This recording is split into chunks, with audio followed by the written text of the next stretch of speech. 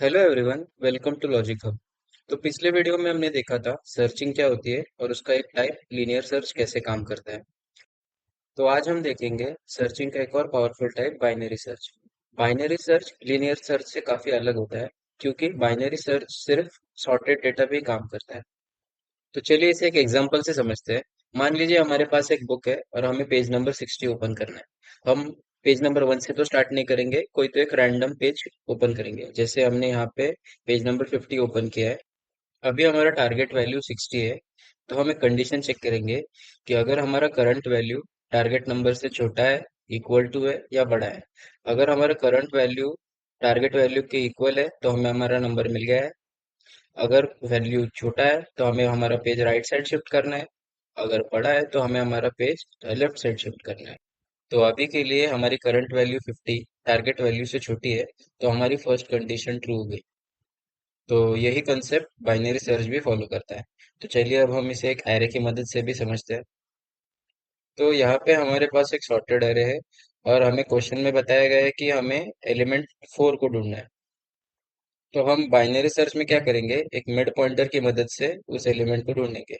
अब mid point calculate करने के लिए हमें दो और पॉइंटर की जरूरत होगी जो हमने एरे में लगा दिया है, एक स्टार्ट और एक एंड। तो मिड पॉइंटर से वैल्यू कैलकुलेट करने के लिए हम एक फॉर्मूला यूज करेंगे जो कि है mid is equal to start plus end divide by 2। तो इस कंडीशन में हमारे मिड की वैल्यू होगी 1 + 5 divided by 2 is equal to 3। तो एलिमेंट 3 यहाँ पे है, इसीलिए हमारा मिड पॉइंटर यहाँ पे है। तो अब हम कुछ कंडीशंस चेक करेंगे। If mid is equal to target number, और mid is less than target number, और else mid is greater than target number. तो फिलहाल इस कंडीशन में हमारा जो मिड की वैल्यू है वो 3 है और हमें टारगेट नंबर मिला है वो है 4। तो हमारी फर्स्ट कंडीशन भी फॉल्स हो गई, सेकंड कंडीशन भी फॉल्स हो गई और थर्ड कंडीशन हमारी ट्रू हो गई। तो अब जबकि हमें पता चल गया है कि हमारे मिड एलिमेंट की जो वैल्यू है वो टारगेट नंबर से छोटी है, तो हमें इतना तो पता चल गया है कि फर्स्ट हाफ ऑफ एरे में हमें तो हमारा टारगेट नंबर नहीं मिलेगा। तो हम क्या करेंगे, जो स्टार्ट की जो वैल्यू है वो हम मिड एलिमेंट के एक पोजीशन बाद में सेट कर देंगे। मतलब कि mid start is equal to mid plus, so 3 + 1 is equal to 4। तो हमारे स्टार्ट की कंडीशन एलिमेंट 4 पे आके रुक जाएगी। तो अब हमें मिड एलिमेंट को फिर से कैलकुलेट करना पड़ेगा, जो कि है same formula. Mid is equal to नया स्टार्ट जो कि है 4 + 5 डिवाइडेड बाई 2। अब हमने इंटीजर वेरिएबल ले रखा होगा इसलिए हमें हमारा वैल्यू मिलेगा 4। तो अब हमारा मिड पॉइंटर पॉइंट करेगा एलिमेंट 4 पे।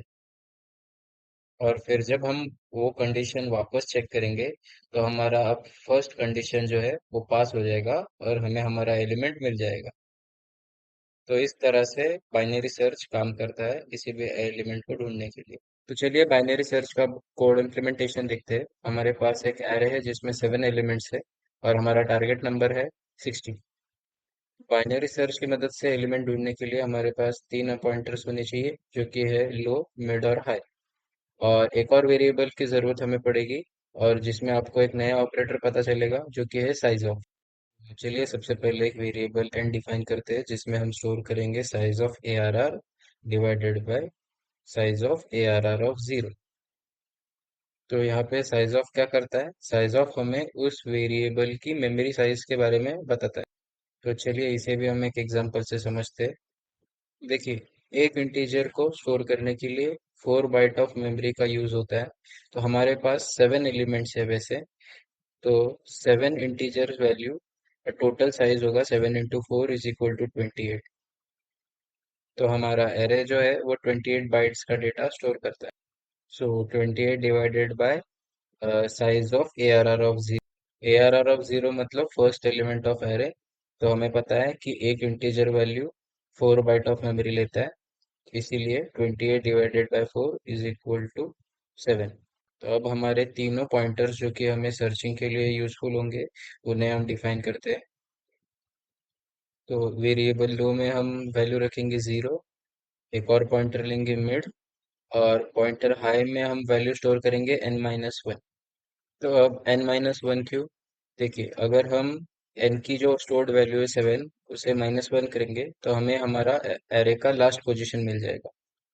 देखिए, क्योंकि हमारे पास 7 एलिमेंट स्टोर्ड है, एंड एज वी नो अरे index starts with 0, so 7 elements के लिए 6 पोजीशंस ही एलोकेट होंगी हमारे एरे में, और हमारा जो पॉइंटर हाई है वो एग्जैक्टली 6 पोजीशन पे ही पॉइंट करेगा।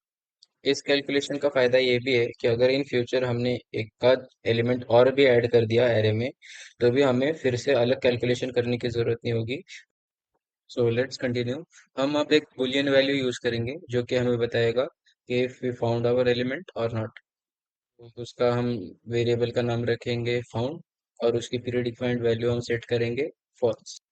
अब while लूप की मदद से हम हमारा मिड पॉइंटर को कैलकुलेट करेंगे, जिसमें कंडीशन होगी कि while low is less than equal to high, till then mid is equal to low plus high the whole bracket divided by 2। तो चलिए एक बार फिर से देख लेते हैं हम मिड कैसे कैलकुलेट करने वाले हैं। तो देखिए, हमारा लो पॉइंटर जो है वो फर्स्ट एलिमेंट पे पॉइंट कर रहा है, और जो हमारा हाई जो पॉइंटर है वो लास्ट एलिमेंट पे मतलब 70 पे पॉइंट कर रहा है। तो फॉर्मूला के हिसाब से हमारा कैलकुलेशन होगा 10 प्लस 70 डिवाइडेड बाई 2 मतलब 40। सो 40 मतलब हमारा जो मिड पॉइंटर है वो यहाँ पे पॉइंट करेगा। इसका मतलब है, देखिए, अब हमारा मिड पॉइंटर जो है वो 40 एलिमेंट पे पॉइंट कर रहा है, और हमारा टारगेट नंबर जो है वो 60 है, which means mid is less than target number. तो इस कंडीशन में हम क्या करेंगे, जो हमारा लो पॉइंटर है वो हम मिड पॉइंटर के एक पोजीशन आगे खड़ा करेंगे, और फिर से मिड को कैलकुलेट करेंगे using the formula low plus high divided by 2। तो हमारा मिड एलिमेंट इन दोनों को ऐड करके हमें मिल जाएगा 60, और हमारा टारगेट नंबर हमें मिल जाएगा। तो चलिए अब हम कंडीशंस चेक करते हैं। If mid is equal to target, then we can say element found, और जो बूलियन वेरिएबल हमने लिया था फाउंड, उसकी हम वैल्यू डिफाइन कर देंगे ट्रू, और इस लूप को हम ब्रेक कर देंगे। बट अगर ये कंडीशन सेटिस्फाई नहीं होती तो एल्सिफ में हम लिखेंगे if mid is less than target number, then हम जो लो पॉइंटर है उसे हम मिड पॉइंटर के एक पोजीशन आगे खड़ा कर देंगे। और अगर ये भी कंडीशन फेल होती है तो एक ही कंडीशन बचती है कि जो हमारा मिड एलिमेंट है वो टारगेट एलिमेंट से बड़ा है। तो एल्स कंडीशन में हम लिखेंगे, अगर ऐसा होता है तो हम हाई की जो पोजीशन है वो मिड के एक पोजीशन पीछे कर देंगे। अब लास्ट में हम एक कंडीशन चेक करेंगे कि अगर हमारे फाउंड वेरिएबल की वैल्यू अभी भी फॉल्स है, तो इसका मतलब है हमें हमारा एलिमेंट एरे में नहीं मिला। तो चलिए अब हम इसका आउटपुट देखते हैं। तो हमें हमारा आउटपुट मिला है एलिमेंट फाउंड। अगर मैं यहाँ पे टारगेट एलिमेंट को चेंज करके 90 सेट कर दूं, अब चेक करते हैं आउटपुट क्या आता है। हाँ, तो देखिए अब 80 एलिमेंट एरे में प्रेजेंट नहीं है, इसलिए हमारा आउटपुट आया है एलिमेंट नॉट फाउंड। सो इस वीडियो में हमने देखा बाइनरी सर्च क्या होता है और वो कैसे काम करता है। But let me tell you one thing, जो फॉर्मूला हमने इस वीडियो में यूज किया था मिड पॉइंटर को कैलकुलेट करने के लिए, उस फॉर्मूला का एक छोटा ड्रॉबैक भी है, जो कि है अगर एलिमेंट्स बड़े हो तो लो और हाई दोनों की वैल्यू काफी बड़ी हो जाएगी, और इससे ओवरफ्लो भी हो सकता है। इसीलिए ऑप्टिमाइजेशन के तौर पर हम दूसरा फॉर्मूला यूज करते हैं, low plus whole bracket high minus low divided by 2, ताकि कोई इशू ना हो। So if this video helped you to understand the concept of binary search, please hit the like button and subscribe to our channel Logic Hub.